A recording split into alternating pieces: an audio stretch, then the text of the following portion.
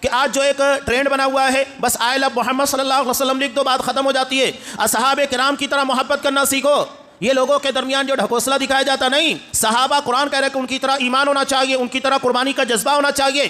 یہ اصل معیار ہے جو قرآن مجید نے بتایا، یہ نہیں کہ صرف بورڈ لگا دیا گیا، نعرے بازی لگا دی گئی، یہ ساری چیزوں میں الجھا کر رکھ دیا۔ میں مسلسل کئی ہفتوں سے اسی کے پر بول رہا ہوں، کیونکہ ہمارے یہاں محبت کا معیار بدل دیا گیا ہے۔ وہ معیار جو اصحاب کرام کا تھا وہ معیار ہمارے یہاں نہیں ہے۔ قرآن نے جس معیار کے پر آپ صلی اللہ علیہ وسلم سے محبت جانثاری کا حکم دیا وہ نہیں ہے۔ ہمیں صرف نعروں کے پیچھے لگا دیا گیا، احتجاجات کے پیچھے لگا دیا گیا، اور ساتھ ہی ساتھ صرف الفاظ کے پیچھے لگا دیا گیا، کردار نہیں ہے، نہ عقیدہ ہمارا اس طریقے کا ہے۔ اب یہاں میں افسوس کے ساتھ کہوں گا یہ بات بھی، ہمارے درمیان عقیدے کی کوئی اہمیت نہیں ہے۔ کیوں؟ اس کی ایک مثال میں آپ کو دے رہا ہوں۔ شیخ محمد بن عبد الوہاب رحمۃ اللہ علیہ عقیدے کے پر سب سے زیادہ محنت کرنے والے، نتیجہ کیا ہوا؟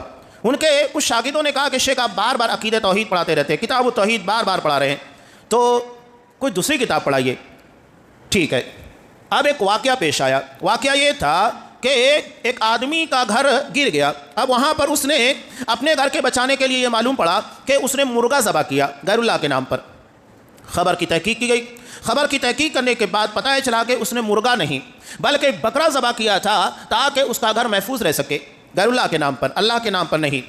شاگردوں کے اندر کوئی ریئیکشن نہیں تھا۔ اب کچھ دنوں کے بعد خبر یہ آئی کہ ایک پڑوسی نے اپنے پڑوسن کے ساتھ، خبر کی تحقیق کی گئی تو پتہ چلا کہ وہ نہیں بلکہ بعد میں یہ خبر آئی کہ اس نے اپنی پڑوسن کے ساتھ زناکاری کی۔ تو ان کے شاگردوں برا بھلا کہنا شروع کر دیے، کتنا بدتمیز آدمی ہے۔ تو اس کے بعد شیخ نے کہا کہ تمہیں دوبارہ کتاب التوحید پڑھانے کی ضرورت ہے۔ جب اس نے، حالانکہ زناکاری بدکاری بڑا گناہ ہے، اس کا مطلب یہ نہیں کہ وہ صحیح ہے، غلط ہے، لیکن اس سے بڑا گناہ یہ ہے کہ اس نے اللہ کے ساتھ شرک کیا، غیر اللہ کے نام کے پر جانوروں کو ذبح کیا۔ یہ زیادہ بڑا گناہ ہے۔ اسلام کی اس کی بنیاد کے پر بندہ اسلام سے باہر ہو جاتا ہے، یہ شرک اکبر ہے۔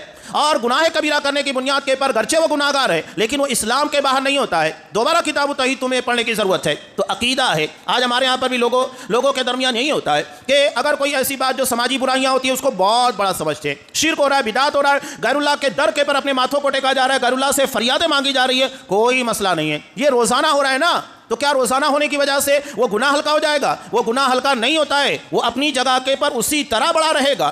تو یہ بتانے کا مقصود یہ اصحاب کرام کی طرح جو معیار قرآن مجید نے ہم کو دیا ہے اس معیار کے پر اپنے آپ کو لانا ہوگا۔